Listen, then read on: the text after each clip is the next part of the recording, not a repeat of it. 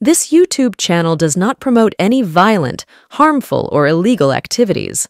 All content provided by this channel is meant for an educational purpose only.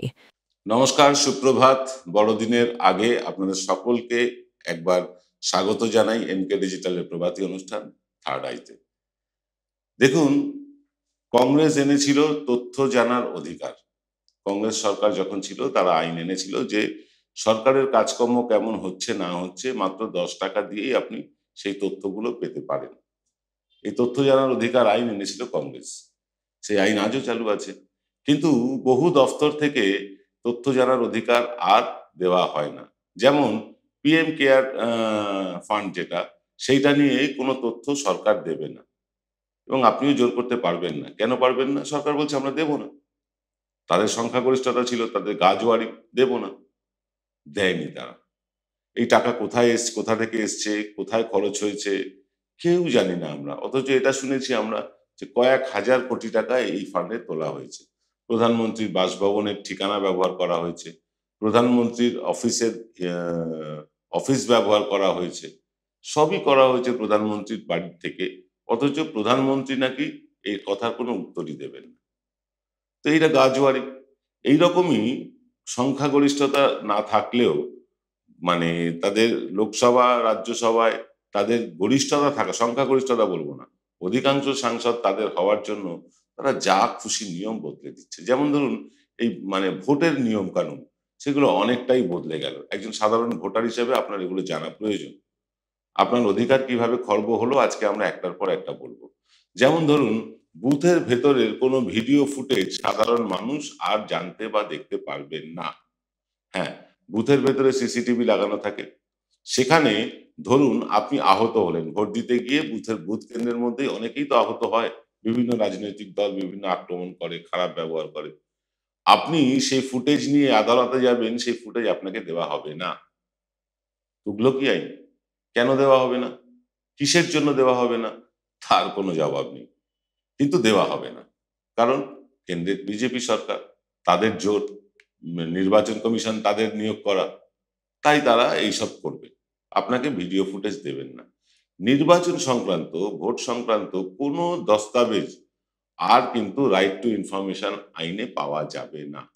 নির্বাচন সংক্রান্ত আপনার যদি কোনো প্রশ্ন থাকে নির্বাচন কমিশনের কাছে, আপনাকে নির্বাচন কমিশন তার কোনো উত্তর দিতে আর বাধ্য নয়। ধরুন একটা এক্সাম্পল দিচ্ছি। আপনি ভোট দিতে গেলেন, কিন্তু বলা হলো যে আপনার ভোটটা পড়ে গিয়েছে। আপনি টেন্ডার ভোট দিতে পারেন।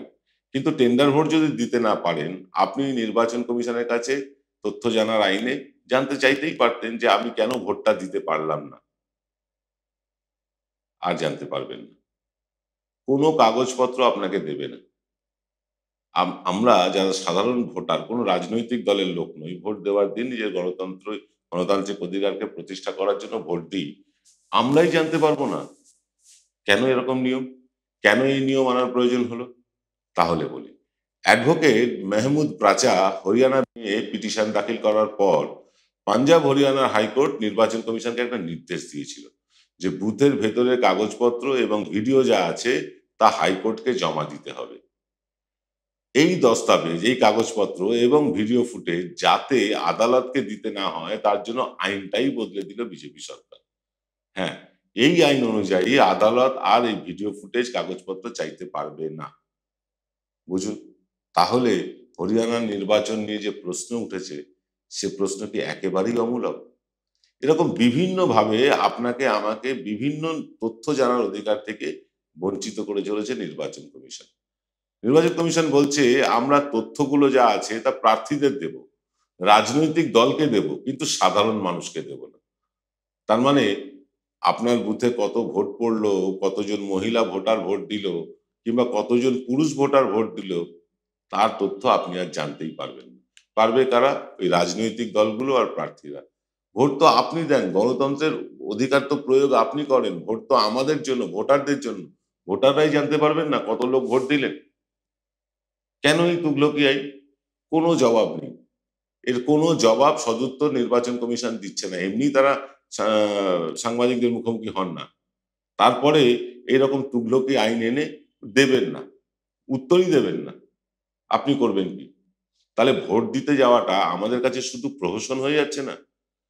এইভাবে এই তথ্য জানার অধিকারগুলো আমাদের মতন ভোটারদের কাছে না দিয়ে আমাদের অধিকারকে কি খর্ব করা হচ্ছে না? তারপরেও মানুষ, আপনি আশা করবেন যে মানুষ দলে দলে গিয়ে ভোট দেবে? আপনি কোনো তথ্যই দেবেন না। ভোট কেমন হলো, কোথায় কত ভোট পড়লো, এটা যদি আপনি জানতেই না পারেন, তাহলে আপনি ভোট দেবেন কেন? এ তথ্য আপনাকে দেবে না, দেবে ওই রাজনৈতিক দলগুলোকে, দেবে প্রার্থীদেরকে। আপনি ভোটার হিসেবে আপনার অধিকার নেই জানান যে কত লোক ভোট দিলেন, কত লোক দিতে পারলেন না। শুধু তাই না, জানেন, ভোট শেষ হবার পর যেখানে ইভিএম রাখা হয়, সেই স্ট্রং রুমের লাইভ স্ট্রিমিং এখন থেকে বন্ধ। বুঝুন, যেখানে ইভিএম গুলো রাখা আছে, মানে ইভিএম গুলো, মানে ভোট শেষ হয়ে যাওয়ার পর ইভিএম গুলো সিল হয়, সিল করে সেটা চলে যায় স্ট্রং রুমে। স্ট্রং রুমে লাইভ স্ট্রিমিং থাকে, ভিডিও সবসময় 24 ঘন্টার সিসিটিভি থাকে, সেখানে মানুষ চাইলে দেখতে পারতেন যে স্ট্রং রুমের অবস্থাটা কি, সেখানে কেউ ঢুকছে কিনা, কেউ বেরোচ্ছে কিনা, কোনো ইভিএম ট্যাম্পারিং হচ্ছে কিনা। সেই লাইভ স্ট্রিমিং এখন থেকে বন্ধ, অর্থাৎ মানে সিল করা স্ট্রং রুম এর মধ্যে কেউ ঢুকে পড়ছে কিনা তার নজরদারি লাইভ ভিডিও আর আপনি দেখতে পাবেন না। কিন্তু কেন, কেন এইসব নিয়ম লাগু করতে হলো? এতে নিরাপত্তা বিঘ্নিত হওয়ার কথা নয়। লাইভ স্ট্রিমিং দেখে কি নিরাপত্তা বিঘ্নিত হবে? এটা তো আমার কেন, আপনারও মাথায় ঢুকবে না, কারুর মাথায় ঢুকবে না যে আপনার মনে হলো যে দেখি রাত 2টোর সময় স্ট্রং রুমে কি হচ্ছে।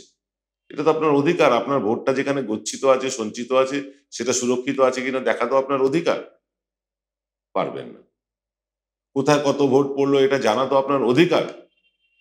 পারবেন না জানতে। কত পুরুষ ভোট দিল, কত মহিলা ভোট দিল, এটা তো জানতে আপনি চাইতেই পারেন। না, আর পারবেন না। মানে নির্বাচন কমিশন কি সাধারণ মানুষের কাছ থেকে কিছু গোপন করতে চাইছে? কারণ এইগুলো লুকোনোর পেছনে কারণ কি? বুথে কেমন ভোট চলছে আপনি যদি লাইভ স্ট্রিমিং এটা দেখতে পান, সেই বুঝে তো আপনি বাড়ির পরিবার পরিজনকে নিয়ে ভোট দিতে যেতে পারেন। কোনো গন্ডগোল হচ্ছে কিনা বা ভেতরে কোনো অসুবিধা আছে কিনা, এসব দেখে তো ভোট দিতে যেতে পারেন। কিন্তু সেটা আর পারবেন না। এইভাবে চুপি সারে নিয়মগুলো বদলে দেওয়া হলো। এবং নিয়মগুলো বদলে যদি ভালোর দিকে হতো তাহলে তো কিছু বলার হতো না, বলার ছিল না। কিন্তু নিয়মগুলো বদলে আমার আপনার অধিকারকে খর্ব করা হলো। তাই তো এত কথা বলতে হচ্ছে। আসছি একটা বিরতির পর। আধ্যাত্মিক ঈশ্বরীয় বিশ্ববিদ্যালয়, এখানে গীতার জ্ঞানের দ্বারা আত্মার পড়াই পড়ানো হয় এবং রাজযোগ শেখানো হয়। নিরাকার শিব পরমপিতা পরমাত্মা সাকারে এসে গেছেন 1936 সালে বিশ্ব পরিবর্তনে 100 বছরের জন্য। নতুন সত্যযুগের স্থাপনা এবং পুরনো কলিযুগ বিনাশ হতে চলেছে। আপনারা সবাই এই জ্ঞান গ্রহণ করুন সম্পূর্ণ বিনামূল্যে। যোগাযোগ করুন 9007162175 এই নম্বরে। Welcome to the world of civil business. A Bengali business personality and the most successful business group, Roy Construction Group of companies, now coming Sarib, West Bengal. Mr. Anup Roy, the managing director of the Roy Construction Group company, ready to serve his native land, the mother Bengal.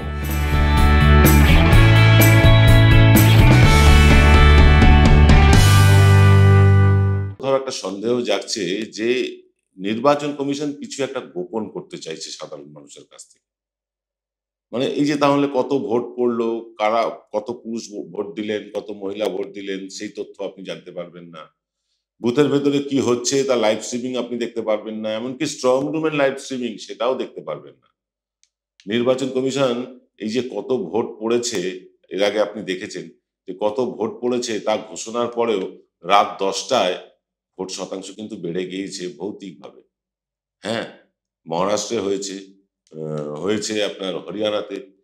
Vote দেওয়া হয়ে গেছে, booth থেকে ঘোষণা করা হয়েছে যে মোট এত ভোট পড়লো।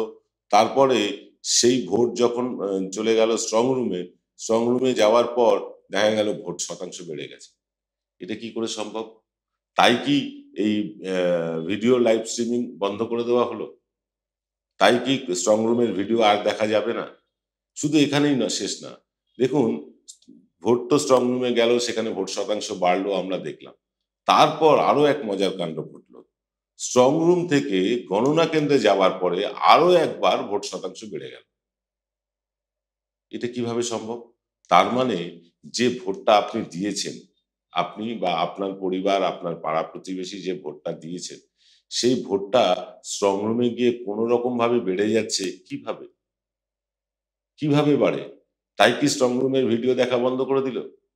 তাই কি বুথের ভেতরে ভিডিও দেখা বন্ধ? তাই কি জানানো বন্ধ যে কত ভোট পড়লো? ভোট গ্রহণ শেষে একটা ফর্ম ফিল আপ করতে হয়। সেই ফর্মে লেখা থাকে। সেটা রাজনৈতিক দলের লোকেরা পান, তারা বাইরে কেউ জানতে চাইলে বলে দেন। কিন্তু কেন নির্বাচন কমিশন বলবে না? কেন তারা তাদের পোর্টালে আপলোড করবে না যে এই কেন্দ্রে ভোট হয়েছে, এত ভোট পড়েছে, এত পুরুষ ভোট, এত মহিলা ভোট? তারপরে আসলে কি হবে, এইটা যদি একবার ঘোষণা করে দেওয়া হয় নির্বাচন কমিশন থেকে, তারপরে তার ভোট শতাংশ বাড়ানো যাবে না। যেভাবে হরিয়ানায় বেড়ে গেছে, যেভাবে মহারাষ্ট্রে বেড়ে গেছে। ভোট গ্রহণ পর্ব মেটার পরে ইভিএম এর ব্যাটারি চার্জ কমে না, উল্টো নিয়ম। ইভিএম তো একটা যন্ত্র, এই মোবাইলের মতোই একটা যন্ত্র, তার মধ্যে এরকম একটা ব্যাটারিও থাকে। সেই ব্যাটারিটা যখন ইভিএম সিল করা হচ্ছে, তখন দেখা গেল যে ব্যাটারিতে আছে 70% চার্জ। স্ট্রং রুমে নিয়ে যাওয়ার পর সিল করা ইভিএম এর চার্জ হয়ে গেল 90-95%। কি করে হয়? এটা কি করে হয়? ব্যাটারির চার্জ তো কমে আমরা জানি, স্ট্রং রুমে গিয়ে বাড়ে নাকি?